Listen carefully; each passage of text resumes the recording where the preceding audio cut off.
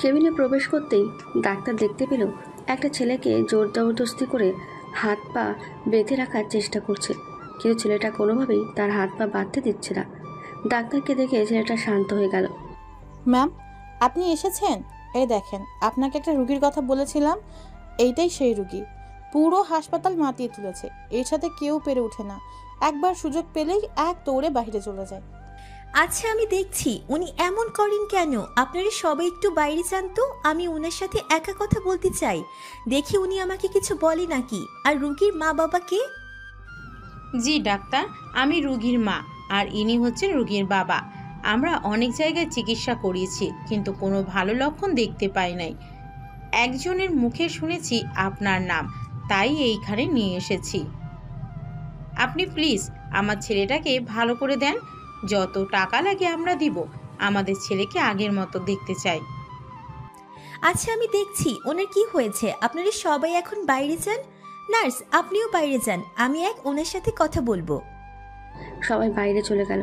Doctor মেঘের পাশে বসে মেঘকে ভালোভাবে দেখতে লাগলো। মেঘের কি হয়েছে সবকিছু দেখার পর বলতে লাগলো, এই যে মিস্টার, আপনার নাম কি আর কোথা থেকে এসেছেন বলতে পারবেন কিছু, নাকি সারা জীবন এইভাবেই চুপ করে থাকবেন? মেঘ কোনো কথাই বলছে না, চুপচাপ ডাক্তারের কথা শুনছে। ডাক্তার জোরে চিৎকার দিয়ে বলতে লাগলো, এই মিস্টার, এখানে অন্য কেউ নেই, আপনাকেই বলছি। কথা বলার ইচ্ছা থাকলে বলেন, আর না হলে চলে যাচ্ছি। আর নার্সকে বলে দিচ্ছি যে আপনি সুস্থ আছেন আর অসুস্থ হওয়ার ভান করছেন। ডাক্তার যে কেবিন থেকে বেরিয়ে যাচ্ছে এমন সময় মেঘ বলতে লাগলো, আমার নাম মেঘ, আমি রাজশাহী বিশ্ববিদ্যালয়ের পেছনে আজিম টাওয়ারের 6 তলায় 301 নম্বর রুমে থাকি। সাথে আমার বাবা মা আর ছোট বোন থাকে। এই বলে মেঘ চুপ করে রইল। আবার ডাক্তার মেঘের কাছে এসে বলতে লাগলো, আপনি তো সুস্থই আছেন, তাহলে এমন করছেন কেন? আপনাকে প্রথম দেখায় বুঝে গেছে যে আপনি সুস্থ আছেন একদম। সত্যি করে বলেন তো আপনার কি হয়েছে? আসলে সত্যি বলতে কি, আমি বাইক দুর্ঘটনার পর থেকে এমন হয়ে গেছি। আমি একটা রিলেশন করতাম, মেয়েটাও ব্রেকআপ করে চলে গেছে। এরপর থেকে সবসময় ঘরে বন্দি অবস্থায় থাকতাম। আম্মু আব্বু শুধু শুধু আমাকে নিয়ে এই হাসপাতালে ওই হাসপাতালে চিকিৎসা করাতে যায়। তাহলে আপনার কোনো সমস্যা নেই, এটাই বলতে চাচ্ছেন তাই তো? আমি আপনার বাবার সাথে কথা বলছি। আপনার আব্বুকে সব খুলে বললেই আপনার আব্বু বুঝবে। ডাক্তার চলে গেল বাইরে। মেঘের আম্মু আর আব্বুকে ডেকে তার কেবিনে নিয়ে বলতে লাগলো, আপনার ছেলের কিছুই হয় নাই, আপনার ছেলে সম্পূর্ণ ঠিক আছে। আপনার ছেলের মানসিক চাপ পড়ে গেছে বেশি, আর অ্যাক্সিডেন্ট করার পর উনি এমন চুপচাপ হয়ে গেছে। আপনারা এক কাজ করেন, তাকে কোনো একটা কোম্পানির জবে ঢুকিয়ে দেন। ওখানে থাকলে সবার সাথে কথাও বলতে পারবে, আর আস্তে আস্তে ওনার মানসিক চাপটাও কমে যাবে। কিন্তু সে তো কোনো কাজই করতে চায় না, আর অফিসে আছে, অফিসে নিয়ে গেলে শুধু বাড়িতে চলে আসে। ওর জন্য চিন্তায় চিন্তায় আমি অতিষ্ঠ হয়ে পড়েছি। আপনি কিছু একটা করেন ডাক্তার। আচ্ছা, আমি কিছু একটা ব্যবস্থা করছি। তবে আপনার ছেলে কোন ক্লাস পর্যন্ত লেখাপড়া করেছে এটাই তো আপনাদের জানা আছে। আপনি ওনার সকল কাগজপত্র আমাকে এনে দেন, আমি দেখি ওনাকে একটা চাকরি বের করে দিব। ঠিক আছে, তাই হবে। আমি আপনাকে আজকে রাতেই সকল কিছু দিয়ে যাব। আর মেয়েকে কি বাসায় নিয়ে যাব নাকি এখানেই থাকবে আপনার সাথে? আপনি ওনাকে বাসায় নিয়ে যেতে পারেন, আর খাবার পর এই ওষুধটা খাইয়ে দিবেন। কয়েকদিন রেস্ট নেক, এরপর ওনাকে একটা কাজ দিব। আর এই ওষুধ কিন্তু বেশি খাওয়াবেন না, 2 দিন পর বা 3 দিন পর পর খাওয়াবেন। বেশি খাওয়ালে শরীরের ক্ষতি হতে পারে। ঠিক আছে, তাহলে আপনি এখন আমাদের সাথে মেঘের কেবিনে চলেন। আপনি বললে হয়তো সে আর এমন করবে না, আপনার কথা শুনবে সব সময়। আচ্ছা চলেন, আপনি যখন এত করে বলছেন তাহলে আমি মেয়েকে একটু বুঝিয়ে দিয়ে আসি, যাতে আপনাদের সাথে খারাপ আচরণ না করে। এই বলে ডাক্তার চলে গেল। মেঘের কেবিনে এসে মেঘ ফোন টিপছে। ডাক্তার তার হাত থেকে ফোনটা নিয়ে বলতে লাগলো, এখন থেকে কোনো ফোন টিপা চলবে না। এখন আপনি বাসায় যাবেন, আর ঠিক 10 দিন পর আপনি এই ঠিকানায় যোগাযোগ করবেন। এটা আমার বাসার অ্যাড্রেস। আপনাকে একটা কাজ দিব, ওই দিন করতে পারবেন তো? না, করতে পারবো না, আমি একা থাকতে চাই। আব্বু আম্মু আমাকে বাসায় নিয়ে চলো, আমার এখানে ভালো লাগছে না। চলো আব্বু আম্মু। হাতে থাকা ইঞ্জেকশনটা দেখিয়ে বলতে লাগলো পরি। মেঘও চুপচাপ পরির কথাগুলো শুনছে। সন্ধ্যায় মেঘকে নিয়ে তার আব্বু আম্মু বাসায় চলে আসলো। মেঘ বাবা, আমার কথাগুলো শোন, এমন পাগলামি করিস না। তোর কি চাই বল, আমি ওটাই এনে দিব। তুই শুধু একবার মুখ ফুটে বল যে তোর ওই জিনিসটাই চাই। আব্বু, আজকে যে ডাক্তার মেয়েটা আমাকে দেখেছে, আমি তাকে বিয়ে করতে চাই। ওনাকে আমার অনেক ভালো লেগেছে। তুমি যে করে হোক ওই মেয়েটাকে এনে দাও আমাকে। এইসব কি বলতেছিস মেঘ? মেয়েটা একজন ডাক্তার, আর সে কিনা তোকে বিয়ে করবে? এটা কখনোই হতে পারে না। আর তুই যদি ওই মেয়েটাকে বিয়ে করতে চাস, তাহলে ওইভাবে কখনোই বিয়ে করতে পারবি না।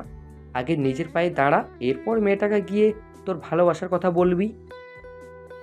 ঠিক আছে আব্বু, আমি কাল থেকেই অফিসে যাব। তবে আমি একা থাকতে চাই।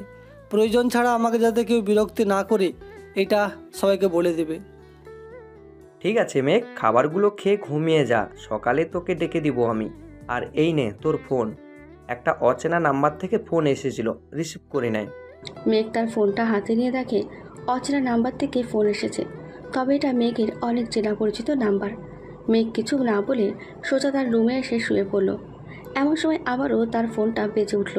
কলটা রিসিভ করে কানের কাছে নিতেই ওই পাশ থেকে বলতে লাগলো, ভাই, আপনি কেমন আছেন? কোনো খোঁজ খবর নেই আপনার। আপনি চলে যাওয়ার পর আমরা অনেক অসহায় হয়ে পড়েছি। রাস্তাঘাটে বের হলে ডেভিডের লোকেরা আমাদের উপর হামলা করে। প্লিজ ভাই, আপনি আবার ফিরে আসেন। মেঘ কোনো কথা না বলেই কেটে দিল। ফোনটা চার্জে রেখে শুয়ে শুয়ে ভাবতেছে সে আবার সেই অন্ধকার জগতে প্রবেশ করবে নাকি। এইসব ভাবতে ভাবতেই ঘুমিয়ে গেল মেঘ। সকালে তার বাবার ডাকে ঘুম ভাঙল। উঠে ফ্রেশ হয়ে নাস্তা করে সোজা তার বাবার অফিসে চলে গেল।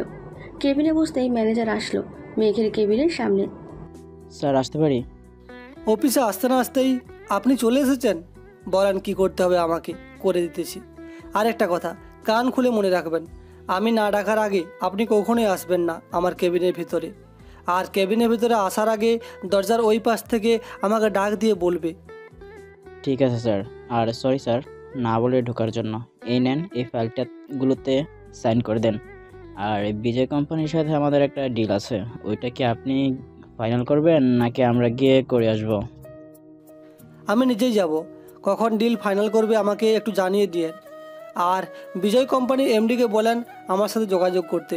এখন থেকে আমি এই অফিসের বস। ওকে স্যার, আমি এখনই বিজয় কোম্পানির এমডিকে ফোন দিয়ে বলতেছি যে তাড়াতাড়ি আসার জন্য। আর ফাইলগুলো রেখে গেলাম, সাইন করা শেষ হলে আমাকে ডাক দিয়ে একবার বলবেন। আচ্ছা, আপনি এখন যেতে পারেন। আর পিয়নকে বলে যান তো আমাকে একটা কফি দিয়ে যাইতে। কফি না খাইলে আমার ভালোই লাগে না। ম্যানেজার আর কোনো কথা না বলে চলে গেল বাইরে। মেঘ ফাইলগুলো এক এক করে দেখে সবগুলো ফাইলে সাইন করে দিল। কিছুক্ষণ পর মেঘ ম্যানেজারকে ডেকে ফাইলগুলো দিয়ে দিল। স্যার, বিজয় কোম্পানির এমডি আপনার সাথে দেখা করতে এসেছে। এইখানে পাঠিয়ে দিব নাকি পাশের কেবিনে পাঠিয়ে দিব? আপনারা আলাদাভাবে কথা বলতেন। না, এইখানেই পাঠিয়ে দাও। ওনার সাথে সকল ডিল এইখানেই ফাইনাল করব। আর আমাদের কোম্পানির কাপড় যে যে কোম্পানির কাছে যাই সবাইকে আজকে সন্ধ্যা 6টার মিটিংয়ে জয়েন করতে বলবেন। ঠিক আছে স্যার, আমি সকল ব্যবস্থা করতেছি, আপনি কোনো চিন্তা করবেন না। আর এই নেন, এখানে 50 লাখ টাকা আছে। এইটা গতকালকে কাপড় বিক্রি হয়েছে, এইটার টাকা আজকে দিয়ে গেছে। এই সব টাকার হিসাব আব্বুর কাছে দিবেন। সন্ধ্যায় আব্বু আসবে, তখন দিয়ে দেন। আর আমার একজন পিএ লাগবে, মেয়ে হলে ভালো হয়। স্যার, আপনার জন্য পিএ আগেই রেখে দিয়েছে এমডি স্যার। আপনি যখন আসবেন তখন তাকে ফোন করে বলে দেওয়ার হবে আসার জন্য। সে হয়তো আসতেছে। ঠিক আছে, উনি আসলে আমার কেবিনে পাঠিয়ে দেন তাকে। আর আমার জন্য কফি পাঠিয়ে দেন একটা। এখন আপনি যেতে পারেন। ঠিক আছে স্যার, যদি কোনো কিছুর দরকার হয় তাহলে আমাকে ডাক দিয়েন, আমি সাথে সাথে হাজির হব আপনার কাছে। ঠিক আছে। ম্যানেজার চলে গেল। মেঘ বসে বসে কাজ করছে। প্রায় 30 মিনিট পর একটা মেয়ে অফিসের ভেতরে প্রবেশ করে সোজা ম্যানেজারের কেবিনে চলে গেল। ম্যানেজার মেয়েটিকে দেখে বলতে লাগলো, আফরোজা, তুমি এত দেরি করলে কেন? স্যার খুব রাগী, আগেই বলে দিলাম। স্যার যেটা বলে ওইটার কারো অন্য কোনো কিছুতেই করতে যাইও না। ঠিক আছে আঙ্কেল। আর এমডি স্যারের ছেলে কোথায় আছে এখন? এমডি স্যারের কেবিনে নাকি অন্য কোনো কেবিনে আছে? এমডি স্যারের কেবিনেই আছে। আর এই নাও তোমার বেজ, আর এই ফাইলগুলো স্যারের কেবিন থেকে সাইন করে নিয়ে আসো। ঠিক আছে আঙ্কেল, এখন আমি গেলাম। দোয়া করবেন আমার জন্য, যাতে প্রথম দিন স্যারের বকা না খাই। এই বলে আফরোজা চলে গেল এমডি স্যারের কেবিনের সামনে। বাইরে থেকে দরজায় নক করতেই আফরোজা বলতে লাগলো, yes come in, yes come in. Afroza ভেতরে গিয়ে চলে গেল। ফাইলগুলো হাতে নিয়ে চুপচাপ দাঁড়িয়ে আছে, কোনো কিছু বলতেছে না দেখে মেঘ বলতে লাগলো, আপনি কি কিছু বলবেন নাকি? আর আপনাকে তো ঠিক চিনলাম না, আগে তো কখনোই দেখি নাই আপনাকে। আসলে স্যার, আমি আপনার বিয়ে, আমাকে আপনার কাজে হেল্প করার জন্য রেখেছে। এই নেন স্যার, এই ফাইলগুলোতে সাইন করে দেন। ও আচ্ছা, আপনি আমার সেই পিএ। তা আপনার নাম কি? আগে কখনোই কি এই অফিসে এসেছেন নাকি নাকি এই প্রথম আসা হয়েছে এই অফিসে? আমার নাম আফরোজা স্যার, আরও আগেও 3 বার এসেছি। আমার টেস্ট পরীক্ষা ছিল, এর জন্য কয়েকদিনের জন্য ছুটি নিয়েছিলাম এমডি স্যারকে বলে। ও আচ্ছা, তাই এই অফিসের নিয়মকানুন আশা করি আপনি সব কিছুই জানেন, ভালোভাবে জানেন। আর এখন আমি এই অফিসের নতুন বস, এখন আপনাকে যা যা বলবো তাই করতে হবে। জি বস, বলেন কি করতে পারি আপনার জন্য? এই নেন, এই ফাইলগুলো সাইন করা হয়ে গেছে, ম্যানেজারকে দিয়ে আসেন। আর বলবেন আমার জন্য কেন এখনও কপি পাঠায় নাই। ঠিক আছে স্যার। আঙ্কেল, এই নেন ফাইনগুলো। আর এমডি স্যারের কফি দিয়ে আসে নাই কেন এখনো? স্যার তো রেগে আছেন অনেক। ও সরি আফরোজা, স্যার কফি চেয়েছিলেন, আমার মনে ছিল না দিয়ে আসতে। তুমি এক কাজ করো, একটা কফি বানিয়ে স্যারকে দিয়ে দাও, চিনি একটু বাড়িয়ে দিও। ঠিক আছে আঙ্কেল, আমি যাই তাহলে। এখন আমার আবার স্যার ডাকাডাকি শুরু করবেন। এই বলে আফরোজা কফি বানিয়ে চলে গেল মেঘের কাছে। মেঘের টেবিলে কফিটা রাখতে রাখতে বলতে লাগলো, এই নেন স্যার আপনার কফি। দুপুর 2টায় আপনাকে একটু মিটিং রুমে যেতে হবে, সকল অফিসের এমডি স্যাররা আসবেন। মেঘ কফির কাপে চুমু খেতে খেতে বলতে লাগলো, ঠিক আছে মিস আফরোজা, আর কফিটা কে বানিয়েছে? কেন স্যার, কফি কি বানানো ঠিক হয় নাই, নাকি কোনো কিছু কম পড়ে গেছে? কোনো কিছু কম পড়ে নাই, তবে কফিটা সেই হয়েছে, বলতে গেলে আমার মনের মতো। কফিটা যে বানিয়েছে তাকে একটু ডেকে আনেন। আমাকে এরকম কফি যাতে প্রতিদিন বানিয়ে দেয়, এর জন্য আলাদা টাকা দেবো তাকে। আফরোজা মেঘের কথাগুলো শুনতেছে আর মনে মনে মেঘের 14 গোষ্ঠী উদ্ধার করছে। আমাকে পিএ চাকরি দিয়েছে, আর তুমি কি না আমাকে পিয়ন বানানোর জন্য উঠে পড়ে লেগেছো? হ্যাঁ, এর বিচার তো আমি করবই, দেখে নিস। এর বিচার আমি খুব ভালো করে করব। এই মিস আফরোজা, এই যে মিস। মেঘ এতবার ডাকা সত্ত্বেও আফরোজা কোনো কথা বলছে না দেখে একটু ধমকের স্বরে বলতে লাগলো, এই যে মিস আফরোজা, আপনাকে কয়টা ডাক দিয়েছি, কোথায় হারিয়ে গিয়েছিলেন শুনি? কারোর সাথে রিলেশন করেন নাকি? আজকে ঘুরতে যাওয়ার প্ল্যান আছে, এইসব ভাবতেছেন তাই না? ইয়ে মানে স্যার, আমি এইসব কোনো কিছুই করিনি। আসলে স্যার, আমি আপনার কফিটা বানিয়ে দিয়েছি, ভেবেছিলাম খারাপ হবে, এর জন্য আর আমার নাম বলি নাই। ও আচ্ছা, আপনি এত সুন্দর করে কফি বানাতে পারেন? যাক, ভালোই হলো। আপনাকে আর পিএর চাকরি করতে হবে না, আপনি আমার পিয়ন হয়ে যান। আপনাকে পিএর বেতনের থেকে দ্বিগুণ টাকা দেব। দরকার নেই স্যার, পিয়ন হওয়ার দরকার পড়লে চাকরি ছেড়ে দিব, তবেও পিয়নের চাকরি করব না। আমাকে যদি রাখার ইচ্ছে থাকে তাহলে বলেন, আর না রাখার ইচ্ছে থাকলেও বলতে পারেন, আমি চলে যাইতেছি এক্ষুনি। আরে এত রাগ করেন কেন? বসেন চেয়ারে। এখন আপনি ম্যানেজারের কেবিনে যাবেন, ম্যানেজারকে গিয়ে বলবেন যে পরি গ্রুপ অফ কোম্পানির এমডির সাথে এখনই একটা মিটিং ডাকার জন্য। কিন্তু স্যার, উনি তো আসতে পারবে না, আগের এমডি অসুস্থ, এখন তার মেয়ে দেখাশোনা করবে, এবং তার মেয়ে একজন ডাক্তার। আপনাকে যেটা বলেছি ওইটাই করেন, বাকিটা আসবে নাকি আসবে না ওইটা পরে দেখে দিচ্ছি আমি। বলবেন যে এখনই আসতে বলেছে এমডি স্যার, 30 মিনিটের সময় দিলাম তোমাকে। আপনি তো অফিসের এমডি হওয়ার যোগ্যই না, মানুষের সাথে কিভাবে কথা বলতে হয় সেটা হয়তো শিখেন নাই কখনো আপনি, তাই না? এইসব বলে আফরোজা বের হয়ে গেল কেবিন থেকে। এই প্রথম মেঘ চৌধুরীকে এইভাবে তার বিয়ের কথাগুলো শুনিয়ে যাবে ভাবতে পারেনি কখনই। কিছুক্ষণ পর পরি গ্রুপ অফ কোম্পানির এমডি আর আফরোজা কেবিনে ঢুকলেন। মেঘ উল্টো দিক ঘুরে বসে আছে, এটা দেখে আফরোজা বলতে লাগলো, স্যার, উনি এসেছে, কথা বলেন এখন। মেঘ সামনে ফিরতেই তো অবাক, কারণ এটা আর কেউ নয়, ওই মেয়েটা, যে মেয়েটা মেঘকে চিকিৎসা করিয়েছিল। পরি ও মেঘকে দেখে অবাক। আরে আপনি এইখানে? সেম, আমারও প্রশ্ন, আপনি এখানে কি করেন? আর আপনি কি মেক গ্রুপ অফ কোম্পানির এমডির ছেলে? তা কেমন আছেন? আলহামদুলিল্লাহ ভালো আছি, আপনি কেমন আছেন? আমিও ভালো আছি। তা কিসের জন্য ডেকেছেন একটু তাড়াতাড়ি বলবেন প্লিজ, কারণ আমার পেশেন্ট রেখে এসেছি, একটু পর তার অপারেশন করাবো, হয়তো ফোন দিবে এখনই। আপনি অপারেশন সেরে ফোন দিয়েন, আপনার সাথে না হয় কোনো একটা রেস্টুরেন্টে গিয়ে কথা বলবো। এই নেন আমার নাম্বার। ধন্যবাদ আপনাকে আমার দিকটা বোঝার জন্য, যাই তাহলে আজকে। এই বলে পরি চলে গেল। এদিকে আফরোজা ভাবতেছে পরীকে চিনল কি করে মেঘ। আফরোজা ভাবতে ভাবতে কেবিনে প্রবেশ করতেই মেঘ আবারও আফরোজাকে বলতে লাগলো, এই যে মিস আফরোজা, আপনি হঠাৎ করে কেবিনে ঢুকে পড়েন, এটা কিন্তু হয় না। আপনি সবসময় দরজায় নক করে ঢুকবেন। আর আপনার জন্য একটা ডেস্ক আমার কেবিনে বাইরে বানিয়ে দিতেছি। বাহিরে বানিয়ে দিবেন কেন? আমার কোনো ডেস্কের দরকার নাই, আমি এইভাবেই ঠিক আছি। আর কোনো কিছু প্রয়োজন হলে বলেন, এখনই এনে দিচ্ছি। আর কোনো কিছুর প্রয়োজন নেই, আপনি এখন ম্যানেজারের কেবিনে গিয়ে বসে থাকেন, যখন দরকার পড়বে আপনাকে ডাক দিব। আফরোজ আর কিছু না বলে চলে গেল ম্যানেজারের কেবিনে। কিছুক্ষণ রেস্ট করার পর ঘড়ির দিকে তাকিয়ে দেখতে পেল দুপুর 2টো বেজে গেছে। এটা দেখে বলতে লাগলো, আঙ্কল, 3টায় তো মিটিং, তাই না? এখন তো কেউ আসলো না, স্যার তো পরে আবার ডেকে যাবেন, তখন কি করবেন? আর স্যার কিন্তু একটু খিটখিটে টাইপের। আমাদের আগের এমডি স্যার ও ভালো ছিলেন, আমাকে কত আদর করতেন। মারে, এই এমডি স্যারের একটা পুরনো অতীত আছে, ওইটা শুনলে তুই কখনই স্যারের নামে এমন কথা বলবি না আশা করি। স্যারের পুরনো অতীত জানেন নাকি আপনি? জেনে থাকলে বলেন আমাকে, আমিও শুনতে চাই স্যারের পুরনো অতীতটা। এখন না, কালকে সকালে বলবো, কারণ এখন যদি স্যার দেখে গল্প করতেছি তাহলে আমাদের বকা দিবে। আর এই নাও, স্যারকে আরেক কাপ কফি দিয়ে আসো, কিছুক্ষণ পর তো আবার কাজ করবে অনেক। ঠিক আছে আঙ্কল। আফরোজা ভালো করে একটা কফি বানিয়ে চলে আসলো মেঘের কেবিনের সামনে। আফরোজাকে দেখে মেঘ বলতে লাগলো, ভিতরে আসেন। আর আপনার হাতে কফি নাকি? স্যার, আপনার জন্য কফি বানিয়ে এনেছি। আপনাকে অনেক ধন্যবাদ, কারণ মনটা আমার কফি কফি করছিল এতক্ষণ। এখন একটা কফি পেয়ে গেলাম। আর সকল অফিসের এমডিরা কি চলে এসেছে নাকি?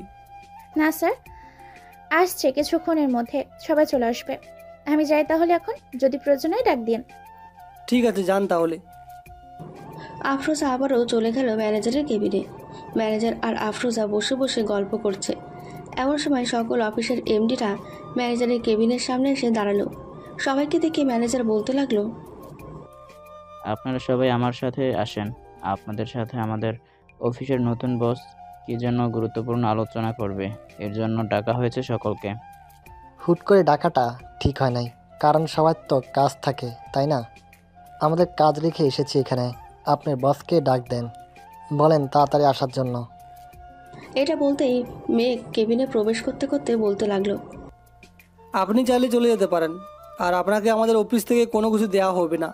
ম্যানেজার সাহেব, আপনি ওনার নামটা আমাদের অফিসের খাতা থেকে বাদ দিয়ে দেন। স্যার প্লিজ এমনটা করবেন না, আমার ভুল হয়ে গেছে, আমাকে মাফ করে দেন স্যার প্লিজ। দেখুন আকবর সাহেব, আব্বুকে হয়তো ভালো মানুষ পাইছেন, এর জন্য কম দামে কাপড়গুলো কিনে দিয়ে যাইতে পারছেন। এখন সব সুদে আসলে নিয়ে নিব, মনে থাকে যেন। আর আমি যেটা একবার বলি ওইটাই করি। আপনি প্লিজ চলে যান এইখান থেকে, তা না হলে আপনাকে ঘাড় ধাক্কা দিয়ে বের করে দিতে বাধ্য হব। স্যার, আমি আপনার পায়ে পড়তেছি স্যার, আপনি প্লিজ এমনটা করবেন না আমার সাথে। আপনার অফিস থেকে যদি কাপড় কিনে না নিয়ে যাই তাহলে আমার কর্মচারীগুলো কি করবে স্যার? ওরা তো না খেয়ে মারা যাবে। আমি এসব কিছু জানি না। সিকিউরিটি ওনাকে বাইরে নিয়ে যান, আর কখনো যাতে এই অফিসে না ঢুকতে পারে সেই দিকে খেয়াল রাখবেন। Okay sir. স্যার, আপনার সাথে একজন দেখা করতে এসেছে, পরি গ্রুপ অফ কোম্পানির এমডি এসেছে। ওনাকে বলবো কি না আপনার কেবিনে বসার জন্য? ওনাকে ভিতরে পাঠিয়ে দেন। আর আপনাদের বলতেছি, আপনারা যদি আমাদের কোম্পানির সাথে কাজ করতে চান, সেটা ন্যায্য ওইটাই দিবেন। আশা করি আপনারা আমার থেকে ভালো জানেন। কিন্তু স্যার, আপনার কাছ থেকে এত টাকার কাপড় কিনে যদি 10 টাকা লাভ না করতে পারি, তাহলে তো আমাদের অফিস চালিয়ে কোনো লাভ নেই। এটা তো আর আমি জানি না আপনাদের লাভ হয় নাকি হয় না। এখন আপনারা বলেন, কাজ করবেন নাকি করবেন না। না করলে গেট খোলা আছে, বেরিয়ে যেতে পারেন অসম্মান করার আগে। ঠিক আছে স্যার, আমাদেরকে আজকের দিনটা ভাবতে দেন, কালকে আমরা জানাবো আপনার সাথে কাজ করব কি করব না। ওকে, আজকে তাহলে এইখানেই মিটিং সমাপ্ত করা হলো। কালকে সবার মতামত জানিয়ে দেবেন। এই বলে মেঘ তার কেবিনে চলে আসলো। এসে দেখে পরি বসে আছে। পরীকে দেখে বলতে লাগলো, বিরক্ত হয়েছেন এতক্ষণ একা একা? আরে না, তা কি কথা বললেন, আমাকেও বলেন, আমিও শুনি। আমাদের কোম্পানির সাথে বিজনেস করতে চাইলে আগে যেমন করে কাপড় কিনে নিয়ে গেছে তেমন করে নিয়ে যেতে পারবে না।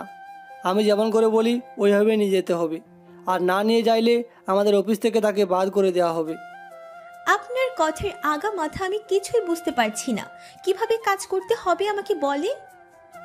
মেঘ পরি সব কিছু বুঝিয়ে বলল। পরি কিছুক্ষণ ভেবে বলতে লাগলো, এতে তো আমাদের লসটাই বেশি হচ্ছে। এখন আপনি যদি হুট করে এইসব দাম বাড়িয়ে দেন তাহলে আমাদের অফিস চালিয়ে লাভ নেই। না চালালে না চালাবেন, তাতে কোনো সমস্যা নেই আমার। এইটুকুই কথা ছিল।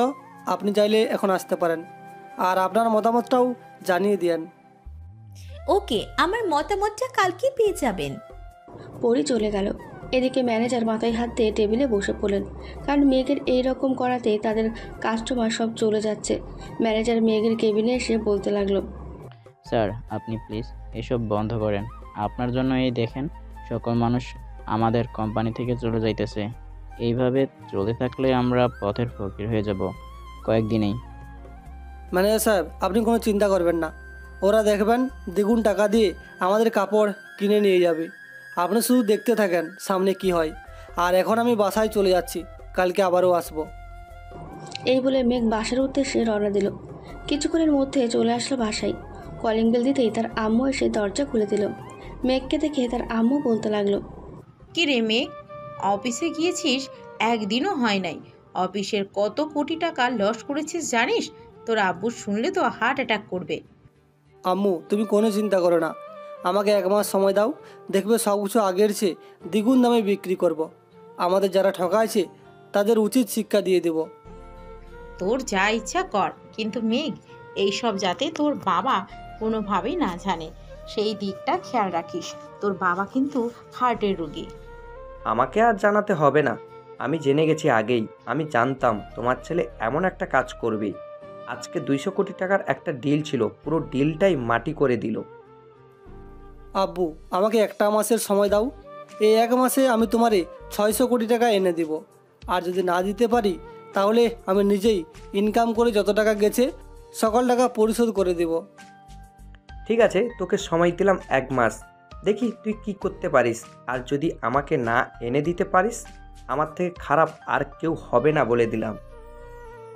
মেঘ চলে গেল তার রুমে। ফ্রেশ হয়ে নিজে এসে খাওয়া দাওয়া করে ফোনটা বের করতেই ওপাশ থেকে ফোন আসলো অচেনা নাম্বার। আসসালামু আলাইকুম, কে বলছেন? ওয়ালাইকুম আসসালাম, আমি আর যে গ্রুপ অফ কোম্পানির এমডি বলতেছি। আপনাদের অফিসে কি কাপড় আছে? আমার কালকের মধ্যে 70,000 কাপড় চাই। জি আছে, তবে এখন প্রতি গজ 250 টাকা করে। আপনাকে 500 টাকা করে দিতে হবে। যদি পারেন তাহলে সকালে চলে আসেন, সকল মাল দিয়ে দেব আপনাকে। ওকে, আমি রাজি আছি। মেক গ্রুপ অফ কোম্পানির কাপড় ভালো বলেই আমি এত দাম দিয়ে কাপড় নিতেছি, তা না হলে আমি নিতাম না। কালকে সকাল 10টায় সকল কিছু রেডি করে রাখবেন, আমি চলে আসব। কাপড় নিয়ে চিন্তা করতে হবে না, আপনি গাড়ি পাঠিয়ে দেন আগে, এরপর আপনি আইসেন, কারণ অনেকগুলো কাপড়, বুঝতেই পারছেন। ঠিক আছে, আমি এখনই গাড়ি পাঠিয়ে দিতেছি 5টা। কালকে সকাল সকাল আমি সকল কিছু রেডি করে ফেলবেন, ঠিক আছে? ওকে। এই বলে মেঘ ফোনটা কেটে তার অফিসের ম্যানেজারকে ফোন দিল। কলটা রিসিভ করতেই ম্যানেজার বলতে লাগলো, আসসালামু আলাইকুম স্যার, হঠাৎ এই সময় ফোন দিলেন যে, কোনো দরকার আছে নাকি? দরকার আছে বলেই ফোন দিয়েছি। কালকে 20x20 কাপড় ডেলিভারি হবে 70,000। সকল কাপড় যাতে রেডি থাকে। কিন্তু স্যার, আপনি কত করে বিক্রি করতেছেন? 250 টাকা নাকি এর বেশি? 500 টাকা প্রতি গজ। আপনি সকাল কিছু রেডি করে রাখেন, ঠিক আছে? সকাল সকাল সব কিছু ডেলিভারি হয়ে যাবে। ঠিক আছে স্যার, আমি সকল কিছু রেডি করে রাখবো যাতে আপনারা আইসা সকল কিছু দিতে পারেন। এখন রাখছি স্যার, দেখি অফিসে গিয়ে কাপড়গুলো রেডি করে আসি। ওকে, যান তাহলে। ম্যানেজার চলে গেল। এদিকে মেঘ ঘুমিয়ে গেছে। সকাল সকাল ঘুম থেকে উঠে অফিসে চলে গেল। গিয়ে দেখে 3টে ট্রাক বাইরে আছে। ড্রাইভারদের বলে সকল কিছু তুলে দিয়ে দিল মেঘ। কিছুক্ষণ পর খালেদ সাহেব আসলো। মেঘ খালেদ সাহেবের সাথে কথা বলছে। পেয়ে যাবেন ইনশাল্লাহ। আরও যদি পার্টি থাকে তাহলে আমার সাথে যোগাযোগ করিয়ে দিবেন। আর এই মালের স্যাম্পলটা দিয়ে যান, যদি ভালো হয় তাহলে এই মালটাও নিতে পারবেন। ঠিক আছে, আজকে তাহলে যাই আমি, আবারও আসবো ঠিক 10 দিন পর, মনে থাকে যেন। মনে থাকবে। আফরোজা, এই নাও সকল কিছু গুনে একটা স্ট্যাম্প করে ফেলো, আর কাপড় কতটুকু রয়েছে সব হিসাব করে দিও রাতে আমাকে। স্যার, আপনার সাথে দেখা করতে এসেছে পরি গ্রুপ অফ কোম্পানির এমডি। ওনাকে নিয়ে আসবো নাকি বলবো চলে যেতে? ভিতরে নিয়ে আসো, কথা বলি ওনার সাথে। কি বলতে চান উনি? আফরোজা চলে গেল গেটের বাইরে। পরি গ্রুপ অফ কোম্পানির এমডিকে নিয়ে আসলো ভেতরে। মেঘের কেবিন দেখিয়ে দিয়ে আফরোজা কাজ করতে লাগলো। 2 ঘন্টা পর আফরোজা মেঘের কেবিনে ঢুকে বলতে লাগলো, স্যার আসতে পারি? আসো। সব কিছু হিসাব করেছো তো নাকি? হিসেব করেছি, এই নেন। আর পরি ম্যাম, আপনি যান নাই এখনো? এই তো চলে যাব। তা মিস্টার মেঘ, আমি আপনাকে যে কথাটা বলেছি একবার ভেবে দেখবেন। যদি এই রকম রেটে আমাদের দিতে পারেন তাহলে আমরা নিব। অবশ্যই দেখব। এখন কি আপনি যাইতে পারেন, দরজা খোলা আছে। আর আফরোজা, আমি এখন বাসায় যাচ্ছি। কোনো দরকার পড়লে আমাকে ফোন দিবেন, ঠিক আছে? Okay sir. তবে স্যার, একবার অফিসটা ঘুরে দেখে গেলে ভালো হতো, কারণ কয়েকটা মেশিন বন্ধ পড়ে আছে, মেকানিক নেই ভালো। আচ্ছা, আমি মেকানিককে খবর দিতেছি, সে এসে ঠিক করে দিয়ে যাবে। আর তুমি চাইলে এখন বাসায় চলে যেতে পারো যদি কোনো কাজ না থাকে। একটু কাজ আছে স্যার, কাজটা শেষ করেই চলে যাব। আপনি চলে যান বাসায়। মেঘ টাকাগুলো নিয়ে চলে গেল বাসায়। কলিং বেল দিতেই মেঘের আম্মু এসে দরজা খুলে দিল। ভেতরে ঢুকতে দেখতে পেল আগে যেসব পার্টিরা কাপড় কিনে নিয়ে যেত তারা বসে আছে। তাদেরকে দেখে বলতে লাগলো, আপনারা এইখানে কি করেন? আর ওনার সাথে কথা বলেই বা কী হবে? এখন অফিসের বস আমি, আপনারা যাইতে পারেন এখন। আর আশা করছি কখনো এখানে আসবেন না। মেঘ, তুমি আমাদের সাথে যেটা করতেছো এটা কিন্তু ভালো করতেছো না, এর পরিণাম কিন্তু ভালো হবে না, বলে দিলাম। যখন খারাপ হবে তখন দেখা যাবে। এখন আপনারা যেতে পারেন। আর আব্বু, তুমি একটু আমার ঘরে আসো তো, কথা আছে তোমার সাথে। এই বলে মেঘ চলে গেল তার রুমে। এদিকে সকল অফিসের এমডিরা রাগে মেঘদের বাসা থেকে বেরিয়ে চলে গেল। কিছুক্ষণ পর চৌধুরী সাহেব মেঘের ঘরে প্রবেশ করতেই মেঘ বলতে লাগলো, আব্বু, তোমাকে বলেছিলাম না আমাকে 1 মাস সময় দাও, আমি এই 1 মাসে সব পরিবর্তন করে দিব। এই নাও, এইখানে 1 কোটি টাকা আছে। আজকে অফিসের সকল কাপড় বিক্রি করে দিয়েছি। সেটা না হয় ভালো করেছিস। এখন যদি ওরা তোর বিরুদ্ধে মামলা করে তাহলে আমাদের কোম্পানি কিন্তু বন্ধ হয়ে যেতে পারে, সেই দিকটা খেয়াল রাখিস। এইসব নিয়ে তুমি চিন্তা করো না, কারণ আমাদের অফিসে এমন কোনো কিছু নাই যে আমাদের বিরুদ্ধে মামলা করবে। আচ্ছা, তুই ফ্রেশ হয়ে খাওয়া দাওয়া করে একটু রেস্ট নে, সারাদিনই তো কাজ করেছিস। এই বলে চৌধুরী সাহেব চলে গেল মেঘের রুম থেকে। মেঘ রুমালটা নিয়ে যেই ওয়াশরুমে যেতে যাবে এমন সময় তার ফোনটা বেজে উঠল। তাকে দেখে আরাফাত ফোন দিয়েছে। কল রিসিভ করতেই ওপাশ থেকে বলতে লাগলো, ভাই প্লিজ ফোনটা কাটবেন না, আগে আমার কথাগুলো শোনেন প্লিজ ভাই। কি বলবি তাড়াতাড়ি বল, আমার হাতে সময় নেই। ভাই, আশিকের লোকেরা আমাদের 5 জন লোককে মেরে ফেলেছে ভাই, আপনি প্লিজ ফিরে আসেন, তা না হলে ওরা আবার আমাদের মেরে ফেলবে। দেখ আরাফাত, আমি এইসব থেকে দূরে থাকি এখন। আমি আর সেই অন্ধকার জগতে ফিরে যেতে চাই না। তোরা প্লিজ আমাকে আর ফোন দিবি না।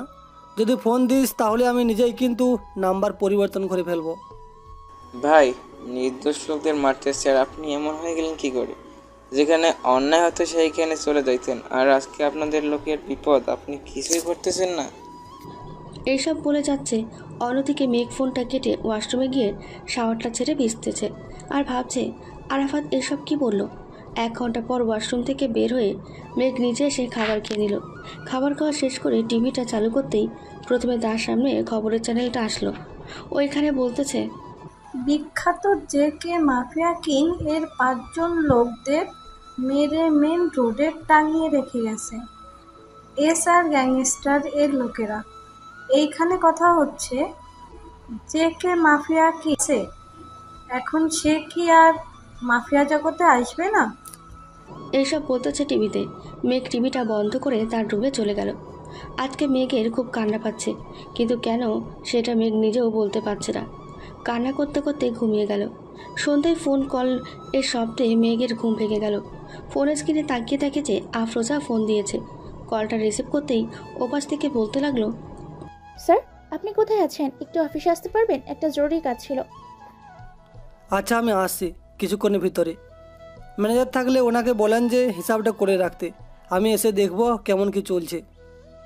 এই বলে মেঘ ফোন কেটে দেয়। বিছানা থেকে উঠে ওয়াশরুমে গিয়ে ফ্রেশ হয়ে নেয় মেঘ। কিছুক্ষণ পর নিচতলায় আসতেই মেঘের আব্বু বলতে লাগলো, কিরে কোথায় যাবি নাকি? না গেলে এইখানে বস, তোর সাথে কিছু কথা আছে। অফিস থেকে এসে সব কথা শুনবো তোমার, এখন যাই আমি। আর আম্মুকে বলো আমার জন্য বিরিয়ানি রান্না করে রাখতে। ঠিক আছে বলবো নি। আর আসার সময় ওই ওষুধগুলো নিয়ে আসিস। মেঘ ঔষধের লিস্টটা নিয়ে চলে আসলো অফিসে। তার কেবিনে গিয়ে বসতেই ম্যানেজার আর আফরোজা আসলো তার কাছে। স্যার আমরা লাভ করেছি এই কাপড় থেকে 250 টাকা, আর উনি লাভ করেছে 500 টাকা। আমাদের কাছ থেকে কাপড় কিনে নিয়ে উনি আবার অন্য জায়গায় বিক্রি করে দেয়। কোন কোম্পানির কাছে বিক্রি করেছে এটা বলতে পারবে কি? আর তুমি বা জানলে কি করে তিনি যে বিক্রি করে দিয়েছে কাপড়গুলো? স্যার ওনার কাছে যে কাপড়গুলো বিক্রি করেছে প্রত্যেকটা কাপড়ে আমাদের অফিসের ফোন নাম্বার দেওয়া ছিল। ওই অফিসের ম্যানেজার ফোন দিয়ে বলেছে আমাদের সব কিছু, আর ওনারা কালকে আসছে। আমাদের নতুন একটা কাপড় দিয়েছিলেন ওনাকে ওই কাপড়গুলোই কিনে নিতে। ঠিক আছে আস্তে আস্তে দাও। আর এখন আল্লাহর রহমতে ভালোই লাভ হয়েছে আজকে। আর ম্যানেজার সাহেব আজকে কোনো কাপড় কতটুকু হয়েছে আজকে একটু বলেন তো। স্যার 20x20 এই কাপড় আজকে 10,000 হয়েছে। সকালের মধ্যে আশা করতেছি 30,000 হয়ে যাবে।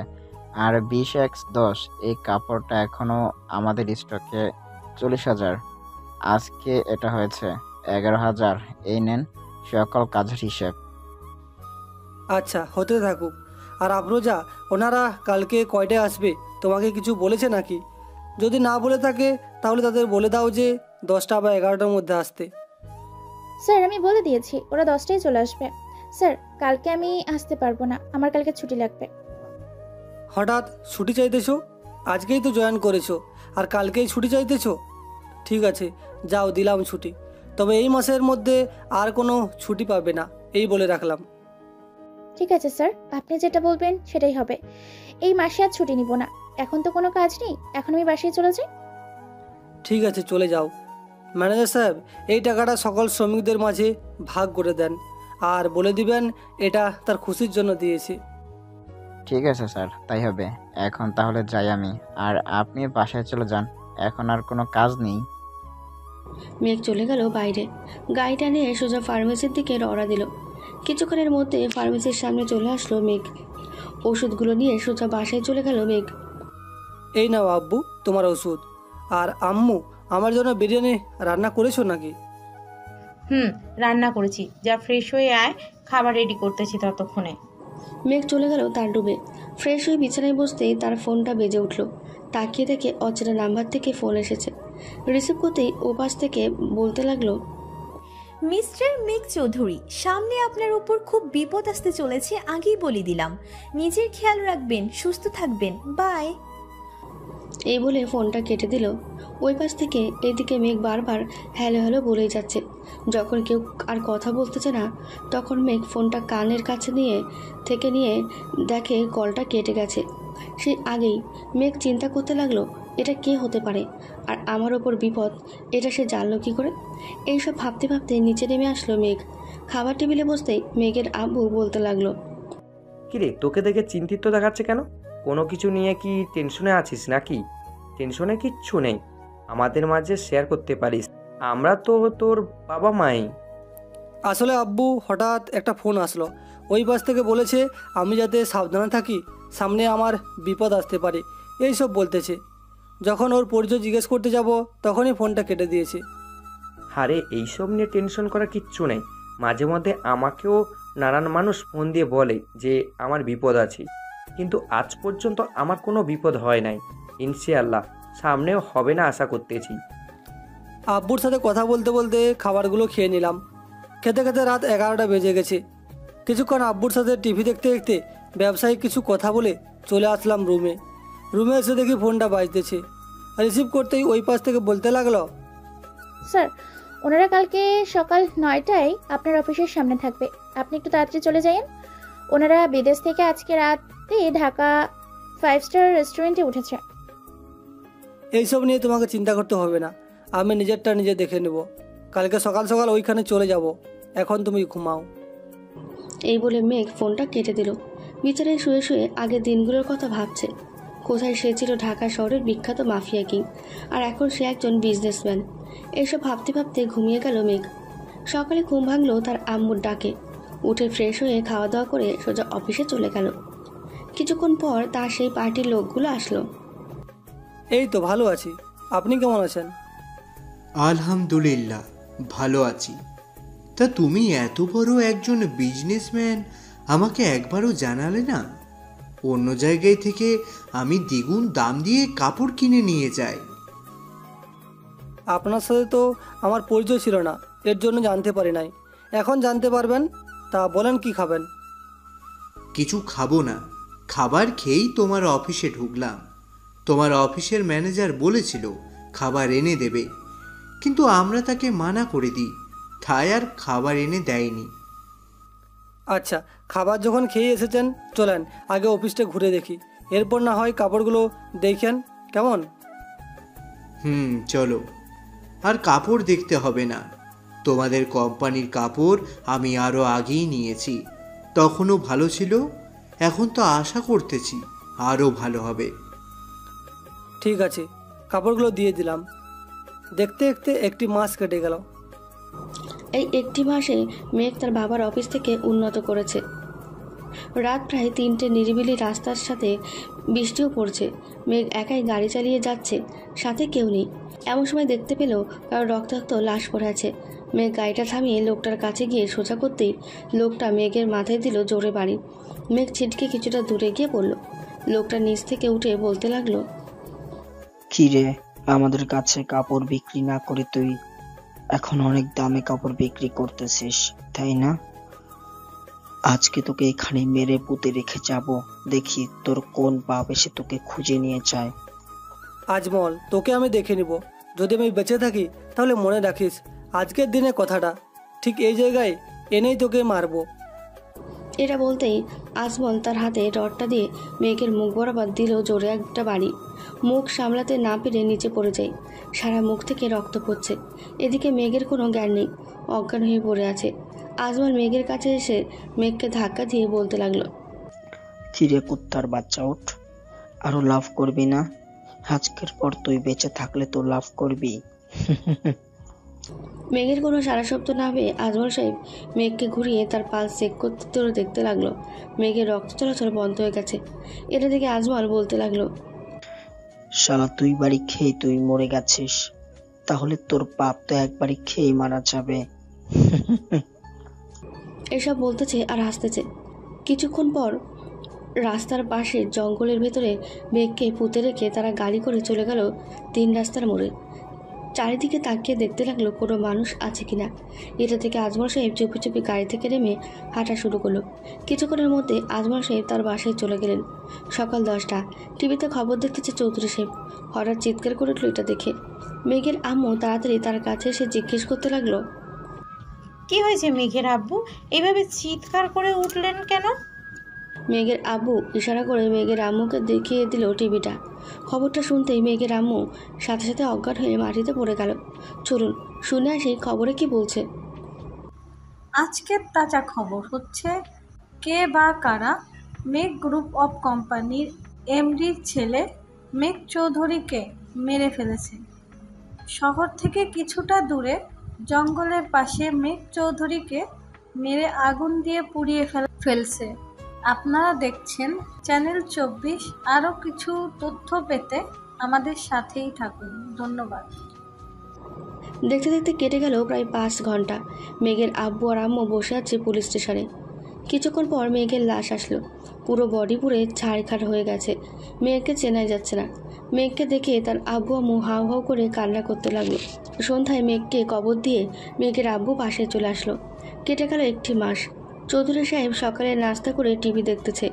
এমন সময় একটা নিউজ চোখে পড়লো তার।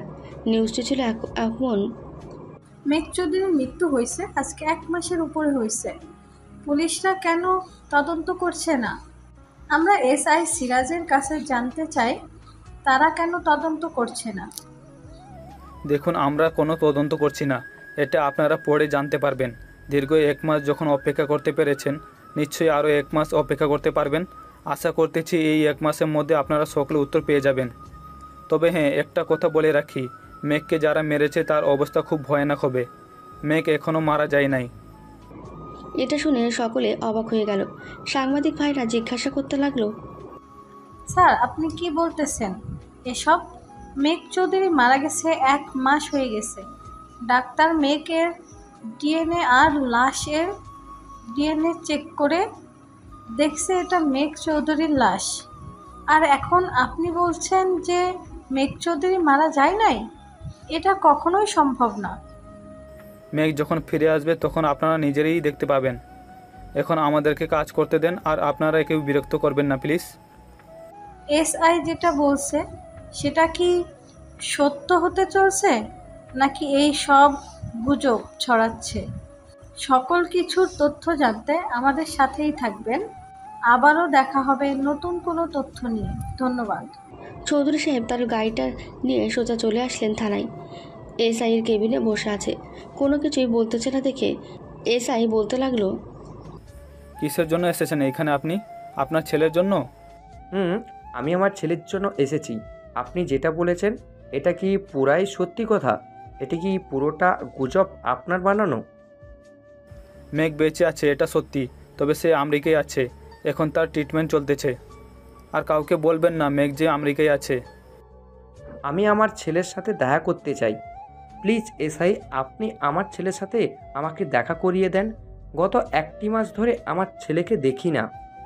আপনার ছেলে চলে আসবে কয়েকদিন পর, তখন আপনাকে জানাবো। আপনি এখন যেতে পারেন। আর আজমল সাহেবের ঠিকানা জানেন নাকি? জানলে দিয়ে যান আমাকে। মেঘের আপু আজমল সাহেবের ঠিকানা দিয়ে চলে গেল বাসায়। মেঘের আম্মুকে সব কিছু খুলে বলল, সবাই খুশি। এদিকে আজমল সাহেব ঘরে বসে বসে তার পার্টনার গাঙ্গুলিকে বলতেছে, গাঙ্গুলি এইসব কি শুনতেছি? মেঘ নাকি বেঁচে আছে এখনো? তাকে তো আমি মেরে ফেলেছিলাম, সে বাঁচলো কি করে? এটাই তো বুঝতে পারছি না। আরে আজমল, এসব নিয়ে চিন্তা করিস না। এসআই এসব বলতেছে কারণ সে একজন ভালো বিজনেসম্যান। তার সাথে অন্যান্য বিজনেসম্যান এর তো শত্রুতা থাকতেই পারে, তাই না? এসআই চাইতেছে ভয় দেখে তোকে খুঁজে বের করতে।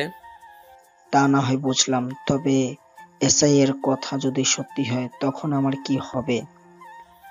তুই চিন্তা করিস না। আমি থাকতে তুই এত চিন্তা করতেছিস কেন? প্রাইম মিনিস্টার আমার আঙ্কেল হয়, তাকে বললে সে তোকে সারিয়ে নিয়ে আসবে জেল থেকে। যাক, তোর কথা একটু ভরসা পেলাম। তা বাংলা খাবি নাকি ইংলিশ খাবি? কোনটা বের করব বল। আজকে বাংলাটা বের কর, ইংলিশের কত খাবো? খাইতে খাইতে মুক্তিতে হয়ে গেছে এখন। যাক, এই নে খেতে থাক, আমি ওয়াশরুম থেকে আসতেছি। আর রাকেশ, নিশালকে ফোন দিয়ে বলে দে আসার জন্য। তারা 2 জন না আসলে পার্টি জমবেই না। একদম ঠিক কথা বলেছিস তুই। যা, আমি ফোন দিতেছি এখনই তাদের। এই বলে আজমল চলে গেল। চলুন দেখে আসি মেঘ কি করছে। বিশেষ নাম করা বড় হাসপাতালে আইসিইউতে ভর্তি আছে মেঘ। পুরো হাসপাতালে মেঘের ছেলে পেলে ভরা। রাত প্রায় 3টে। এমন সময় মেঘ নড়ে উঠল। চোখ খুলতে দেখতে পেল একজন নার্স বসে ফোন টিপতেছে। নার্সকে ডাক দিয়ে বলতে লাগলো, নার্স একটু পানি দিবেন আমাকে? খুব পানি পিপাসা পেয়েছি। নার্স মেঘকে পানি দিয়ে বাইরে চলে গেল। রাজ আর সাগরকে খবর দিতেই রাজ ভেতরে ঢুকে মেঘের পাশে বসে বলতে লাগলো, ভাই এখন আপনার কেমন লাগতেছে? কোনো অসুবিধা হয় নাই তো এখানে থাকতে? না, কোনো অসুবিধা হয় নাই। তবে আমি এটা কোথায় আছি এখন? আমাদের দেশে তো এরকম হাসপাতাল একটাও নেই। ভাই, আপনি আমেরিকায় আছেন এখন। দীর্ঘ 1 মাস 13 দিন পর আপনার জ্ঞান ফিরেছে। রাজ কথা বলতেছে এমন সময় ডাক্তার কেবিনে প্রবেশ করতে করতে বলতে লাগলো, মিস্টার রাজ, আপনি প্লিজ কথা বলবেন না এখন ওনার সাথে, কারণ এইমাত্রই ওনার জ্ঞান ফিরেছে। এখন কথা বললে ওনার সমস্যা হতে পারে। ওকে, ডাক্তার আর চেক আপ করে দেখে আমাকে একটু জানাবেন। ভাইয়ের আরও কিছু লাগবে নাকি? আর চেহারা তো একেবারে পাল্টে দিয়েছেন।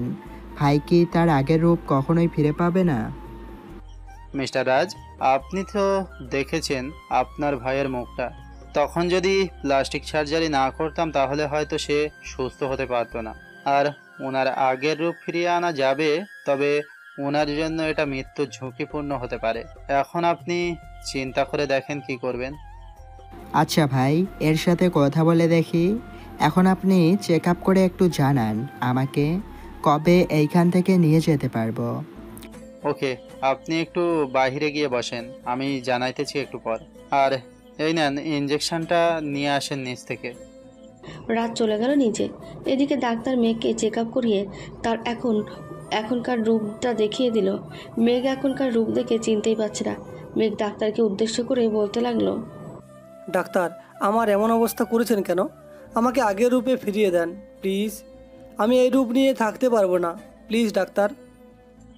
মিস্টার মেঘ চৌধুরী, আপনি শান্ত হন। এখন যদি এতটা উত্তেজিত হয়ে পড়েন, এতে আপনার বিপদ হতে পারে। তার চাইতে ভালো হবে আপনি একটু চুপ করে বসেন।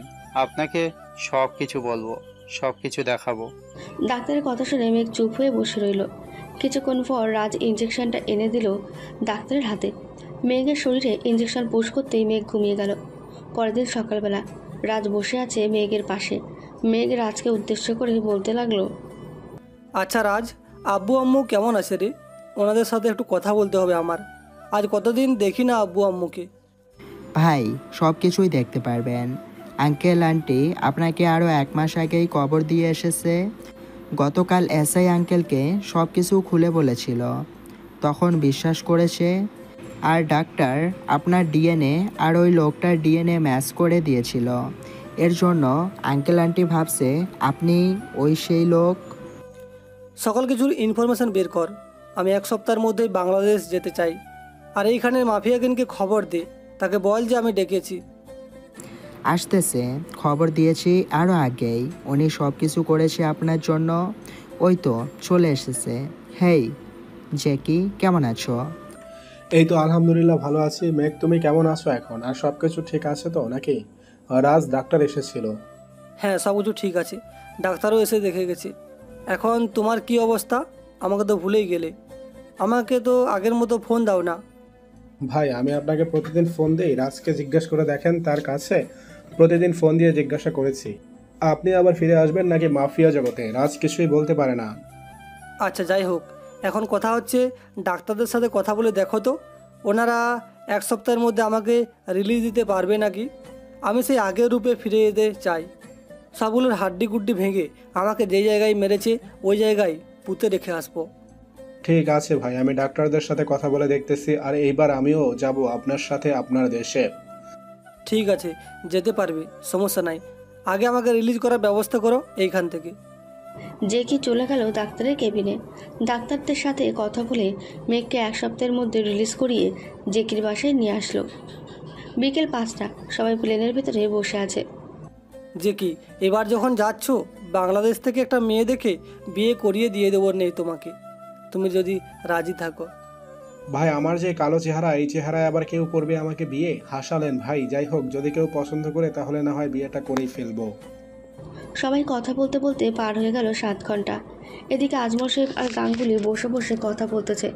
এমন সময় আজমল সাহেবের একজন লোক এসে বলতে লাগলো, ভাই, আমেরিকার প্রেসিডেন্ট আসতেছে, সাথে আমেরিকার মাফিয়া কিংও। আপনি একটু সাবধানে থাকবেন। আজকে যাই তাহলে আমি।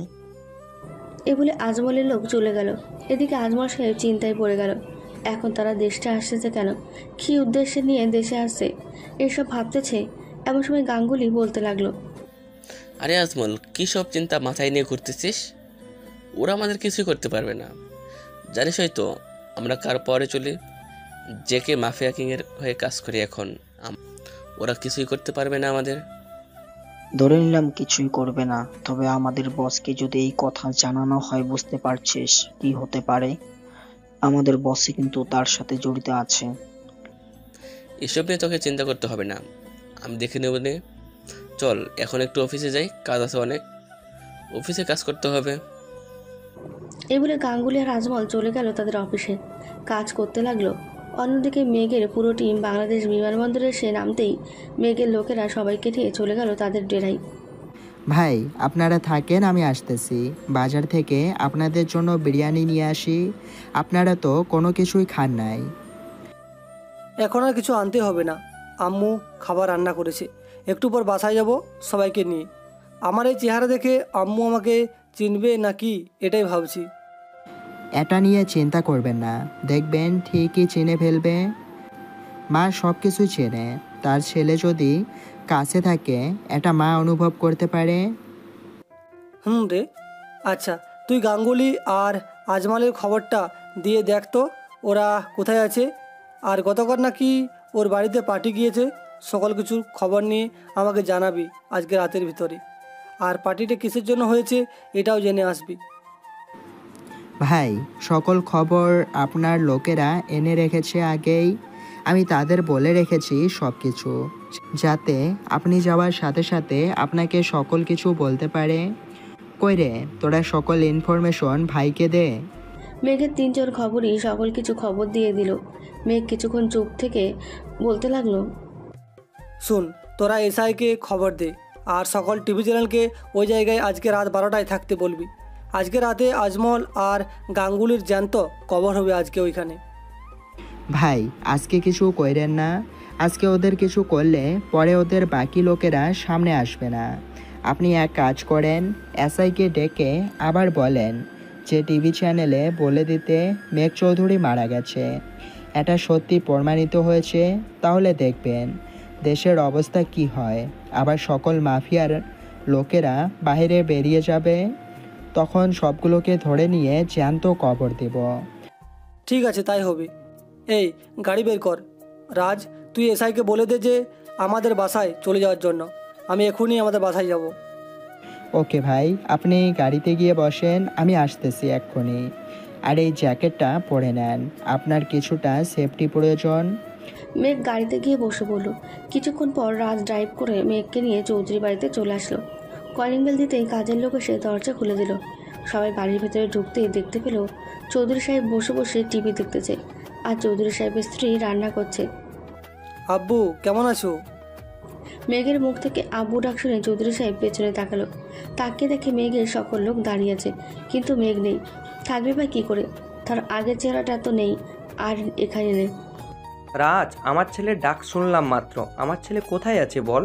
আমার ছেলেকে আজকে 1 মাস ধরে দেখি না। রাজের শার্টের গলার ধরে ঝাঁকাতে ঝাঁকাতে বলতে লাগলো কথাগুলো। এদিকে মেঘ বসে বসে দেখছে সব কিছু। এমন সময় মেঘের আম্মু আসলো আর বলতে লাগলো, কি হয়েছে মেঘের বাবা? তুমি রাজের শার্টের কলার ধরে এমন করতেছো কেন তার সাথে? কি রে রাজ, কি হয়েছে রে? আম্মু কেমন আছো তোমরা সবাই? মেঘের কথা শুনতেছে, কিন্তু মেঘকে কোথাও খুঁজে পাচ্ছে না। এমন সময় বসা থেকে উঠে মেঘ তার বাবার কাছে গিয়ে বলতে লাগলো, আব্বু এই যে আমি তোমার ছেলে। মেঘকে দেখে মেঘের মা জড়িয়ে ধরে কান্না করে দিল। মেঘ কিছুই বলতেছে না। কিছুক্ষণ পর মেঘ বলতে লাগলো, আব্বু আমার মুখটা নষ্ট করে দিয়েছে ওই আজমল চৌধুরী। এখন আমার চেহারাটা পাল্টে ফেলেছি। আমাকে কি দেখতে খারাপ দেখাচ্ছেন নাকি? না বাবা, খারাপ লাগছে না। চল আমাদের সাথে খাবার খাবি, আর তোমরাও আসো খাবার খাবে আমাদের সাথে। সবাই বসে খাবার খেয়ে নিল। দেখতে দেখতে এইভাবেই কেটে গেল 2টা দিন। সকালে মেঘ আর তার আব্বু আম্মু বসে আছে খাবার টেবিলে। এমন সময় কলিং বেলটা বেজে উঠলো। দরজা খুলতেই এসআই ভেতরে ঢুকতে ঢুকতে বলতে লাগলো, মেঘ, তোমাকে এইখান থেকে এক্ষুনি চলে যেতে হবে, তা না হলে পুলিশ তোমাকে জেলে নিয়ে যাবে। তোমার নামে অ্যারেস্ট ওয়ারেন্টি কাগজ সব কিছু আছে। কেন? আমি কি করেছি যে আমার নামে অ্যারেস্ট ওয়ারেন্ট আছে? আর আমার জানা মতে আমি কিছুই করি নাই। মেঘ, আমার কথাটা একবার শোনো। এখন তোমার এইখানে থাকা জরুরি না। তুমি ডেরায় চলে যাও, এতে তোমার জন্য ভালো হবে। ওই জায়গায় কেউ যেতে পারবে না। ঠিক আছে, তবে আব্বু আম্মুকে দেখে রাখো তুমি, আমি আসছি রাতে। এই বলে মেঘ তার গাড়িটা নিয়ে চলে গেল। মেঘ তার ঘরে 2টা সিসি ক্যামেরা লাগিয়ে দিয়ে গেছে, কারণ মেঘ জানে কিছু একটা হতে চলেছে এইখানে, এই জন্য। ভাই আপনি এইখানেই থাকেন, আমি আসতেছি আপনার বাসা থেকে। এই শুন, আমার তো ফেস পাল্টে ফেলেছি, তাহলে আমাকে কীভাবে পুলিশে চিনবে এটাই তো বুঝতে পারছি না। চল তাড়াতাড়ি, এসআই হয়তো কিছু একটা করবে ওইখানে। আর ল্যাপটপটা দে, আমি সিসি ক্যামেরাগুলো কানেক্ট করে দেখি কি হচ্ছে ওখানে। মেঘ সিসি ক্যামেরাগুলো কালেক্ট করতেই দেখতে পেল যে ওই পাশে এসআই তার পিস্তল দিয়ে মেঘের বাবার মাথায় ঠেকিয়ে রেখেছে আর বলছে, কিরে চৌধুরী, ভালোই ভালোই বলতেছি, তাড়াতাড়ি টাকাগুলো দিয়ে দে, তা না হলে তোকে মেরে তোর ছেলের নামে মামলা দিয়ে বলে দিব তোর ছেলে তোকে মেরেছে। তুই আমার কিছুই করতে পারবি না, আমার ছেলে আবার আসবে, দেখবি আবার আসবে।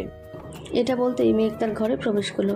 মেঘকে দেখে এসআই তো অবাক, কারণ সে তাকে ভুলিয়ে ভালিয়ে পাঠিয়ে দিয়েছে তার ডেরায়, আর এত তাড়াতাড়ি ওইখান থেকে আসতেও পারবে না। মেঘ তুমি ডেরায় চলে যাও, এখানে তোমার বিপদ আছে বলতেছি তো। তোমার আব্বু আম্মুকে আমি বাঁচাবো, তুমি চলে যাও। আমার আব্বু আম্মুকে তুই বাঁচাবি নাকি মারবি এটা ভালো করে বুঝে গেছি।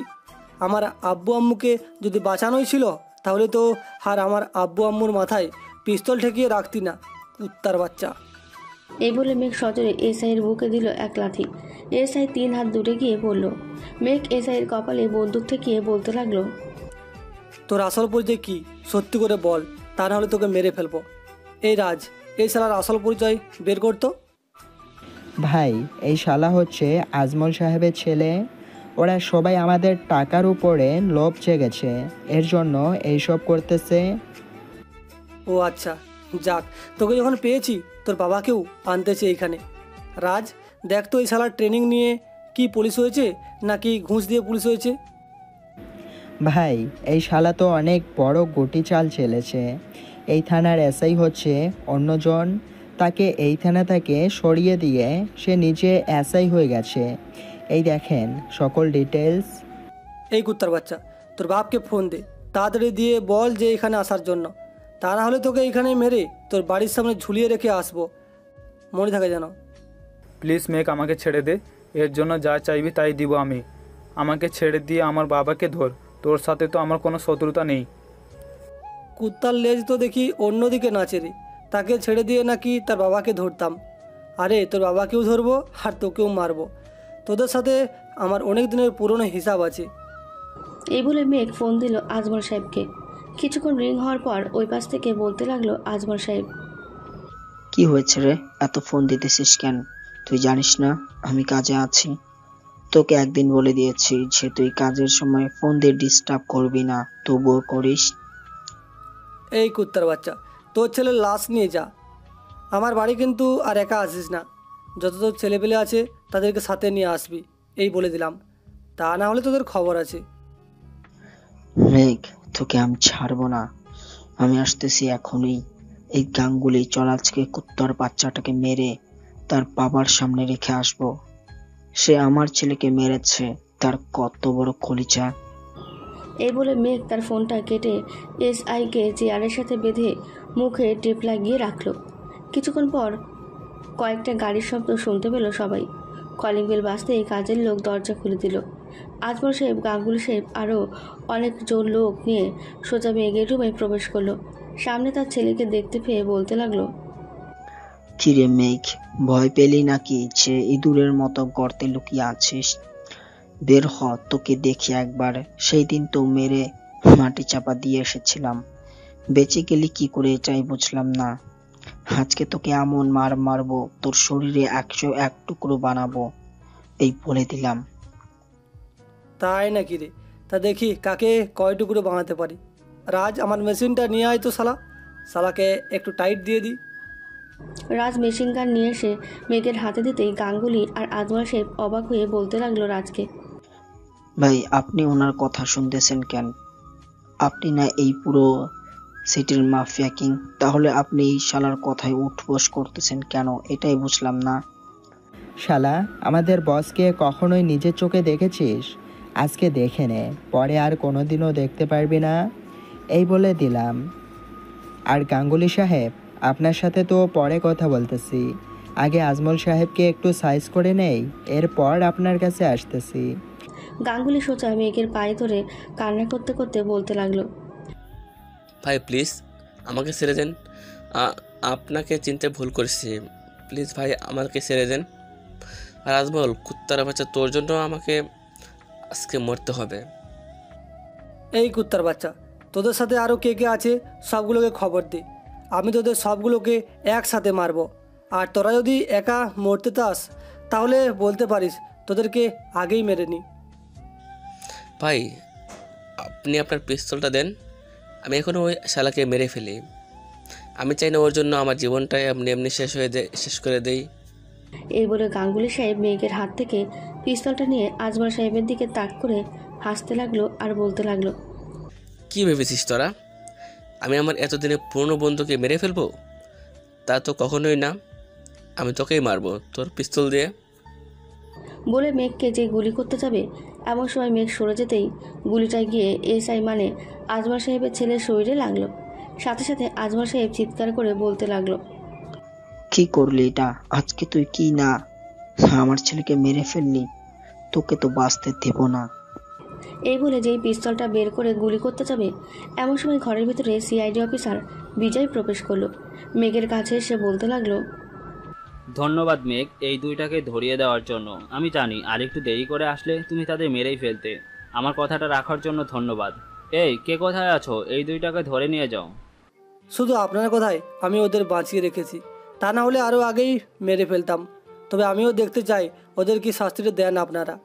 আমার ন্যায্য শাস্তি যদি আমি না পাই তখন দেখবেন আমি কি করতে পারি। তুমি সঠিক বিচারই পাবে। এখন আমরা যাই, আর কালকে তুমি ঠিক 10টায় আদালতে চলে আসো, ওখানে ওদের শুনানি হবে। ঠিক আছে, আপনি যান, কালকে সকাল ঠিক 10টায় আমি ওইখানে পৌঁছে যাব। সবাই চলে গেল। মেঘ চেয়ারে বসে আছে কিন্তু কেউ কিছুই বলতেছে না। কিছুক্ষণ চুপ থাকার পর মেঘ রাজকে উদ্দেশ্য করে বলতে লাগলো, রাজ, আজকে রাতেই এই দুইটার মৃত্যু চাই, যেই করেই হোক না কেন আজকের ভিতরে এই দুইটার মৃত্যু চাই। ভাই, এটা কখনোই সম্ভব না, কারণ এখন তারা সিআইডির কাছে আছে। পুলিশের কাছে থাকতো তাহলে আমরা কিছু করতে পারতাম, কিন্তু এখন আমাদের কিছু করার নেই। ঠিক আছে, তোরা সবাই আমার গ্রুপ ছেড়ে চলে যা, তোদের আমার কোনো প্রয়োজন নেই। একটা কাজ দিয়েছি যখন করতেই পারবি না, তোদের রেখে কি লাভ আমার? যা তোরা এখনই। ঠিক আছে ভাই, আমরা দেখতেছি কি করা যায়। এই তোমরা সবাই চলো, আমার সাথে বাইরে অনেক কাজ আছে। রাত চলে গেল। এদিকে মেঘ বসে বসে ভাবছে কি করবে কি না করবে। এমন সময় তার ফোনটা বেজে উঠল। তাকিয়ে দেখে অচেনা নাম্বার থেকে ফোন এসেছে। কল রিসিভ করতেই ওপাশ থেকে মিষ্টি গলায় বলতে লাগলো, আপনি কি মেঘ গ্রুপ অফ কোম্পানির এমডি? জি, আমি মেঘ গ্রুপ অফ কোম্পানির এমডি। কে বলতেছেন আপনি? আমি পরি বলছি। আপনি প্লিজ একটু এখন অফিসে আসতে পারবেন? আপনার সাথে আমার জরুরি একটা মিটিং আছে, আপনি প্লিজ আসেন। ঠিক আছে, আমি আসতেছি, আপনি আমার অফিসে চলে যান, আমি 10 মিনিটের মধ্যে চলে আসব। এই বলে মেঘ তার ফোনটা কেটে চলে গেল অফিসে। তার কেবিনে প্রবেশ করতে দেখতে পেল একটা মেয়ে বসে আছে। মেঘ কেবিনে প্রবেশ করতেই মেয়েটা বলে উঠতে লাগলো, কেমন আছেন আপনি? ভালো আছি, তা কি বলবেন তাড়াতাড়ি বলেন। কিন্তু আপনাকে তো ঠিক চিনলাম না, আপনি তো এই অফিসের বস না? আমি এই অফিসের বস, কি বলার আছে তাড়াতাড়ি বলেন, আমার আরও কাজ আছে, আরও এইখানে বসে থাকলে হবে না। এটা আপনার জন্য পাঠিয়েছে একজন, বলেছে চেকে সাইন করে দিতে। চেকে সাইন না করলে আপনি সকল সম্পত্তির মালিক সে নিচে হয়ে যাবে।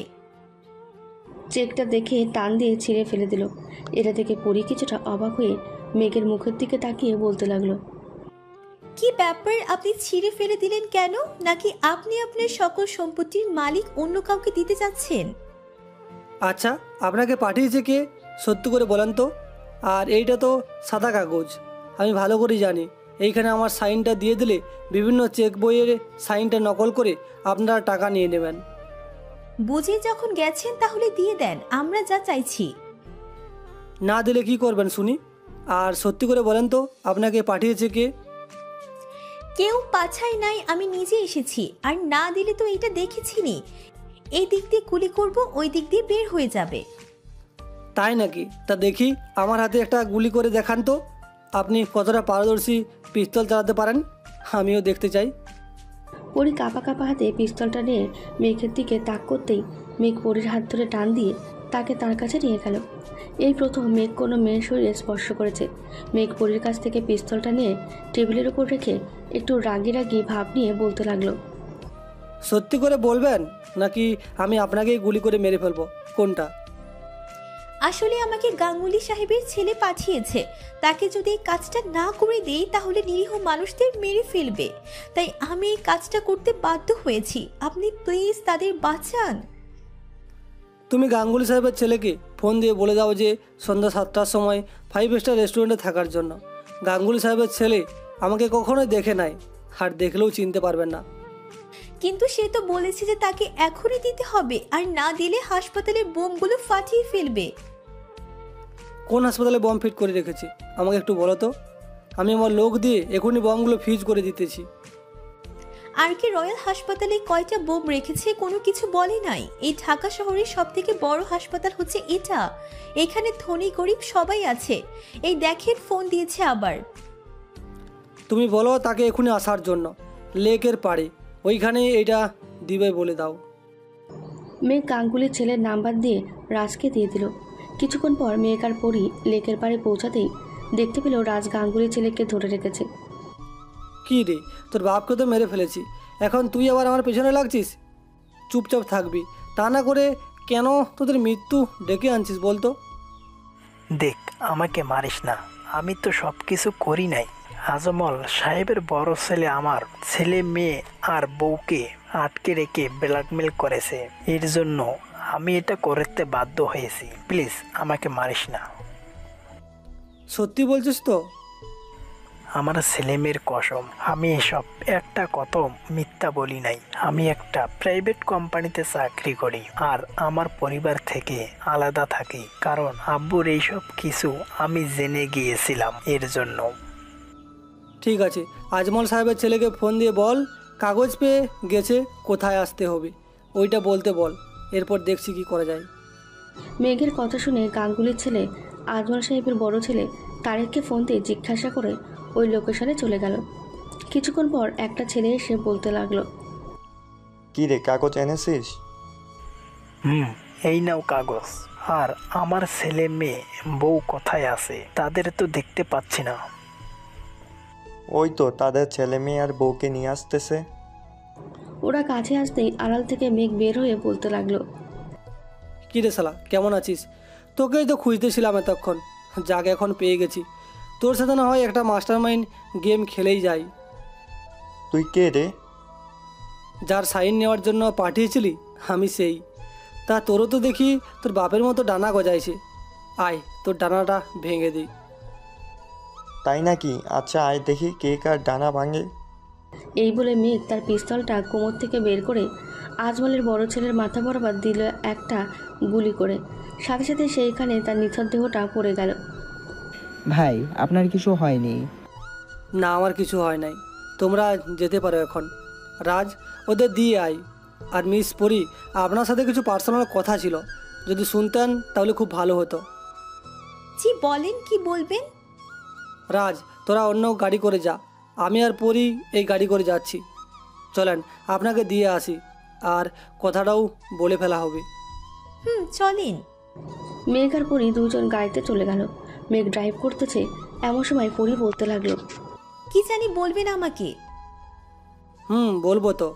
আসলে ওই সময় আপনাকে শরীরে টাচ করার আমার উদ্দেশ্য ছিল না, নিজেকে বাঁচানোর জন্য আমি আপনার শরীরে হাত দিয়েছি। ইটস ওকে, কোনো সমস্যা নেই, আমাকে হাসপাতালের সামনে নামিয়ে দিয়ে যান। মেঘ পরীকে হাসপাতালে নামিয়ে দিয়ে চলে গেল তার বাসায়। কলিং বেল দিতেই মেঘের আম্মু এসে দরজা খুলে দিল। মেঘকে দেখে বলতে লাগলো, কোথায় ছিলি রে সারাদিন? তোকে নিয়ে কত টেনশন করে তুই জানিস? আয় ভিতরে। মেঘ ভেতরে চলে গেল। সোফায় তার বাবা বসে আছে। মেঘ তার বাবার কাছে গিয়ে বলতে লাগলো, আব্বু, আমি আস্তে আস্তে মাফিয়া জগতে প্রবেশ করতেছি। এটা কি ঠিক করতেছি আমি, নাকি ভুল করতেছি? আমি কিছুই বুঝে উঠতে পারছি না। এখন তুই যেই কাজ করতেছিস এটা আমার জানা মতে ভালোই করতেছিস। মাফিয়া জগৎ তুই ছেড়ে দিলেও তোকে মাফিয়া জগৎ ছাড়বে না। তার চাইতে তুই কাজ করে যেতে থাক, আমি আর তোর আম্মু আছি পাশেই। যা লাগবে সব টাকা দিয়ে কিনে আনবি। ঠিক আছে আব্বু, খাবার খাইছো নাকি? না খাই নাই, তুই ফ্রেশ হয়ে আয়, আমি খাবার টেবিলে বসতেছি। আচ্ছা তুমি খাবার টেবিলে যাও, আমি আসছি এখনই ফ্রেশ হয়ে। এই বলে মেঘ চলে গেল তার রুমে। ফ্রেশ হয়ে এসে তিনজন খাবার খেয়ে গল্প করতে লাগলো। এমন সময় কলিং বেলটা বেজে উঠল। তোমরা বেশি গল্প করো, আমি দেখে আসতেছি কে আসছে। তোমার যেতে হবে না, তুমি থাকো, আমি দেখে আসছি। এই বলে মেঘ উঠে দরজার কাছে গিয়ে দেখতে লাগলো কে এসেছে। বাইরে কাউকে দেখতে পাচ্ছে না দেখে দরজাটা হালকা করে খুলে দেখতে লাগলো বাইরে কেউ আছে কিনা। কেউ না থাকার কারণে যেই দরজা লাগাতে যাবে এমন সময় নিচের দিকে চোখ পড়লো তার। তাকিয়ে তাকে একটা চিঠি পড়ে আছে। চিঠিটা তুলে দরজাটা বন্ধ করে চলে গেল তার মায়ের কাছে। মেঘের হাতে চিঠি দেখে তার বাবা বলতে লাগলো, কিরে মেঘ, এটা কিসের চিঠি আর কে দিয়ে গেছে? জানি না তো আব্বু, কিসের চিঠি? আর বাইরে মানুষও তো দেখতে পাই নাই, মাটিতে চিঠিটা পড়েছিল। খুলে দেখ কি লেখা আছে চিঠিতে। মেঘ চিঠিটা খুলে দেখতে লাগলো কিছুই লেখা নেই। কাগজটা ফেলে দিতে যাবে এমন সময় মেঘের মনে পড়ল 2 বছর আগের কথা। এমন একটা চিঠি এসেছিল তার কাছে। রান্নাঘর থেকে ম্যাচ বক্সটা নিয়ে এসে কাগজের নিচ দিয়ে আগুন ধরিয়ে দিতে লাগলো। এটা দেখে মেঘের আব্বু বলতেছে, আরে কি করতেছিস? কাগজে কিছু লেখা নাই যখন রেখে দে, এটা পুড়িয়ে ফেলার কি আছে? চুপ করে দেখো আমি কি করতেছি। এই বলে মেঘ কাগজের নিচ দিয়ে আগুন চালিয়ে দেখতে লাগলো কি লেখা আছে। কিছুক্ষণ পর মেঘ চিঠিটা হাতে নিয়ে দেখতে লাগলো, মিস্টার মেঘ চৌধুরী ওরফে জিকে মাফিয়া কিং, আপনাকে ভালো করে বলতেছি, আপনি মাফিয়া জগৎ থেকে বেরিয়ে যান, তা না হলে আপনার পুরো পরিবারকে শেষ করে দিব। মেঘ লেখাগুলো পড়ে তার মাথায় আগুন ধরে গেল। রাজকে ফোন দিয়ে তাড়াতাড়ি আসতে বলল। কিছুক্ষণ পর রাজ আসতে বলতে লাগলো, এই লেখাটা কার লেখা? কালকের ভিতরে আমাকে জানাবি, আজকে রাতটা সময় দিলাম। ভাই আপনি এমন এমন কাজ দেন যেটা খুব কঠিন। আচ্ছা আমি দেখতেছি, তবু কিছুটা সময় লাগবে, কারণ মানুষের হাতের লেখা তো বোঝেনি, একজনের লেখার সাথে আরেকজনের লেখার মিল হয়ে যায়। ঠিক আছে যা তাড়াতাড়ি, আমি আর কোনো কিছু শুনতে চাই না। এই কুত্তার বাচ্চাটাকে আমি দেখে নিব। রাত চলে গেল। মেঘ তার রুমে এসে দরজা বন্ধ করে সেই পুরনো ল্যাপটপটা বের করে তার আরেক জগতে প্রবেশ করলো। কিছুক্ষণের মধ্যে সকল হ্যাকাররা মেঘের গ্রুপে জয়েন করতেই বলতে লাগলো, এই তোরা যারা যারা নতুন হ্যাকার বা পুরনো হ্যাকার আছিস না, কালকের মধ্যে ঢাকা বিকে ফ্যাশন হাউসের পেছনে একটা বিল্ডিং আছে, ওইখানে যাতে তোদের দেখা পাই। ভাই হঠাৎ আপনি এত বছর পর ফিরে এসে হঠাৎ এমন করতেছেন কেন? আমাদের সবাইকে বলেন। আমরা আপনাকে আগে যেমন করে সাহায্য করতাম আজকেও ঠিক তেমন করে সাহায্য করব। সবার ইমেলে দেখ একটা পিক পাঠিয়েছি, আজকে রাতের মধ্যেই তোরা এই লেখাটা কার সব কিছু আমাকে বের করে দিবি সকাল 10টায়, যাতে সকল কিছু পাই আমি। ঠিক আছে ভাই, আপনি সকালের মধ্যে পেয়ে যাবেন। আর আপনি কি হ্যাকার জগতে আবার ফিরে এসেছেন নাকি? আমি আবারও হ্যাকার জগতে ফিরে এসেছি। আজ থেকে আবারও আগের মতো কাজ করব। এখন অনেক রাত হয়েছে, তোরা কাজ কর, আমি গেলাম। সকাল 10টায় সবার ডিটেলস যাতে পাই আমি। ঠিক আছে ভাই। মেঘ হ্যাকার জগৎ থেকে বের হয়ে বিছানায় শুয়ে পড়ল। কখন যে ঘুমিয়ে গেছে খেয়াল নেই তার। সকাল 9:45। চায়ের কাপ হাতে নিয়ে ল্যাপটপের সামনে বসে আছে মেঘ। কিছুক্ষণের মধ্যে সকলের ডিটেলস দিতে লাগলো। হঠাৎই একটা ডিটেলসের মধ্যে চোখ পড়লো মেঘের। মেঘ বলতে লাগলো, এই তোরা এই 3 নম্বর ডিটেলসের সকল ইনফরমেশান আমাকে পাঠাতো। আর তোরা 4 জনের হাতের লেখা একেই পেয়েছিস তাই না? তাদের 14 গোষ্ঠীর সকল ডিটেলস আমার কাছে পাঠিয়ে দে, আমি বাকিটা দেখে নিচ্ছি।